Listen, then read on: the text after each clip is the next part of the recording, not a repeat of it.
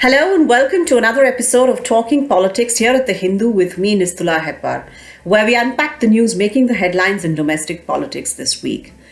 This week we return to the long winding story of opposition unity and just who could take the leadership position in an oppositional bloc opposing the BJP in the 2024 general elections. As before, it was the Congress and the TMC that faced off this week too, despite the fact that the week started with a fair amount of very bonhomie in the oppositional ranks because of the actions of Vice President M. Venkaiah Naidu, who's also chairman of the Rajya Sabha. He suspended 12 MPs of the opposition for events that happened during the monsoon session. So even if the TMC and the Congress were not seeing eye to eye on several issues, and the Congress was aggrieved that the TMC was chipping away, trying to chip away at its base in several states. There was some sort of solidarity that was expressed amongst all political parties at the beginning of the week. All this, of course, was blown out of the water once West Bengal Chief Minister Mamata Banerjee made her way to Mumbai and met NCP Chief Sharad Pawar and Aditya Thackeray representing the Shiv Sena. This episode of Talking Politics will be about this contested space of leadership in the oppositional bloc. This is a story, of course, that's not going to end with this week, but certainly we can pause and take an assessment of what's just been going on here.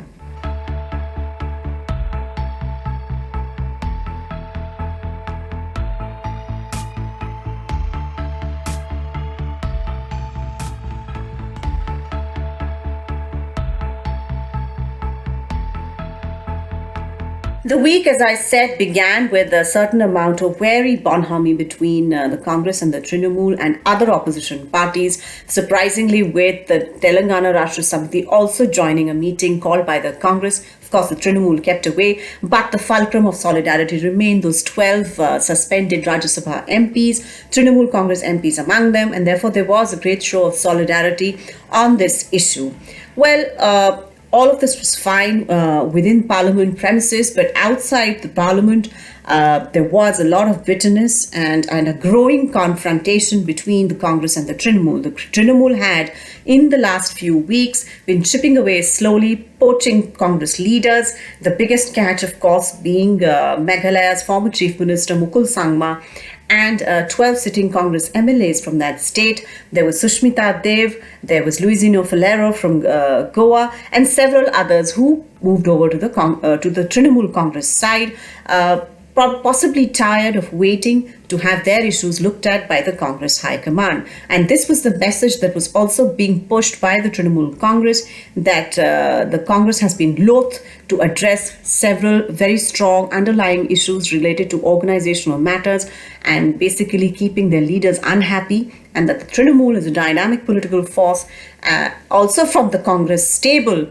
like Jagan Mohan Reddy's YSRCP, and the Nationalist Congress Party, and therefore to move away from the Congress to the Trinamool would not be such a huge ideological leap, etc., etc. Well, all of it, of course, escalated to a huge level when West Bengal Chief Minister Mamata Banerjee went to Mumbai last week and met with NCP Chief Sharad Pawar and Shiv Sena's Aditya Thackeray. These are the two constituents of the Mahavikas Aghadi. The third constituent, of course, is the Congress.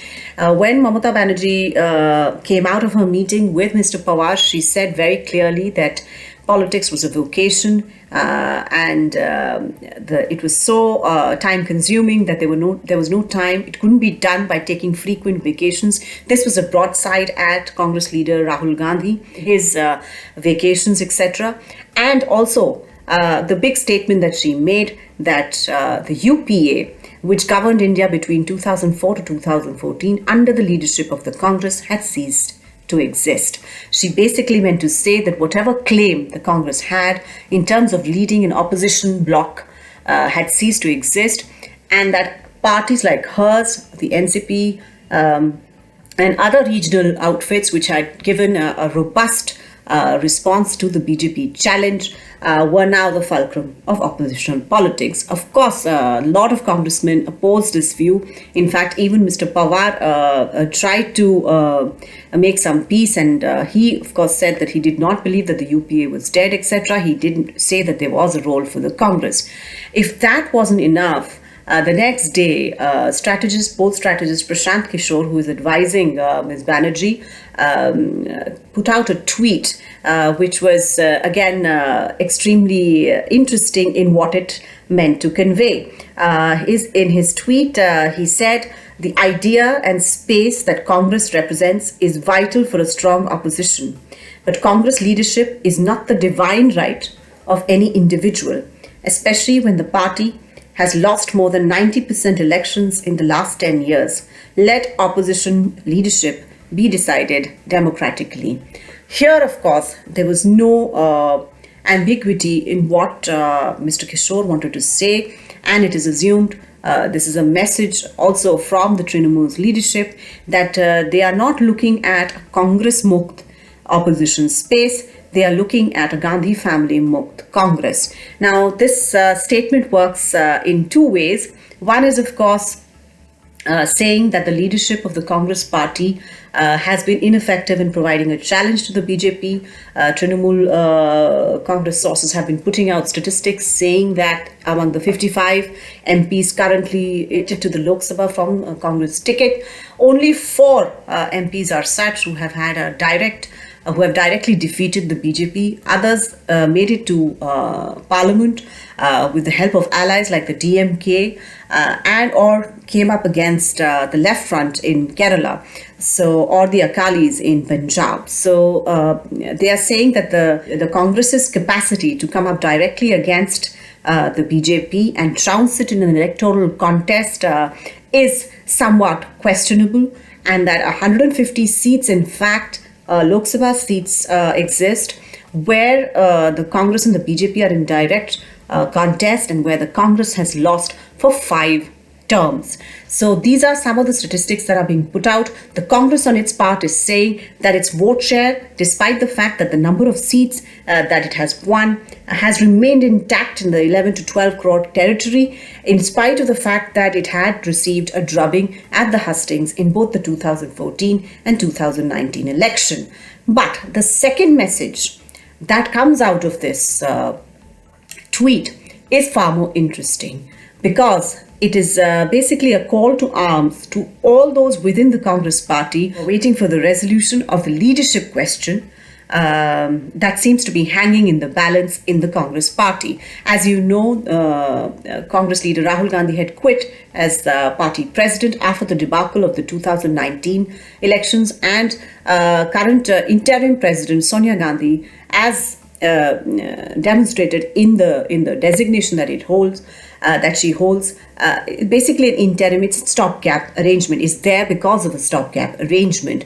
There are a lot of people who are upset and aggrieved that this kind of situation exists in a party which should be giving a political challenge to the BJP. There are several assembly elections coming up where the Congress is coming up against the BJP or other political parties, and to have an interim president at that time and not really a direction in terms of organizational work is worrying a lot of people. Some of them are termed the G23 leaders who had written to interim President Sonia Gandhi asking for internal elections and organizational appointments and elections. And therefore, it will be interesting to see whether they pick up the gauntlet thrown by Prashant Kishore, whether Prashant Kishore's tweet is a signal that something might happen within the Congress, or it could just be something that will create a sensation for a week and then die down. Thank you for being with us on this long-winded sort of explanation of what happened in the oppositional space. As I said before, the next 2 years, this will be the story, and we hope to cover this with you. Thank you for watching.